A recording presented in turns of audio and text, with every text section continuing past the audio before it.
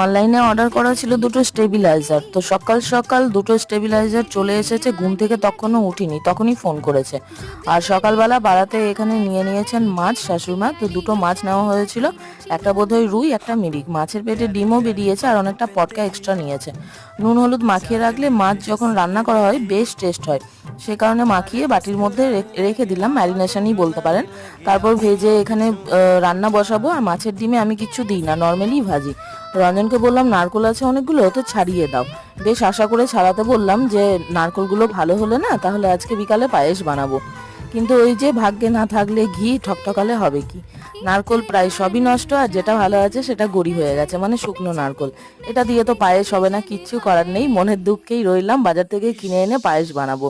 তো আজকে বানিয়েছি এখানে আলু পোস্ত, সাথে হচ্ছে পাতলা করে মাছ আলু দিয়ে ঝোল, আর এখানে আছে মাছের ডিম, সাথে পটকা ভাজা। এই দিয়ে আজ লাঞ্চ।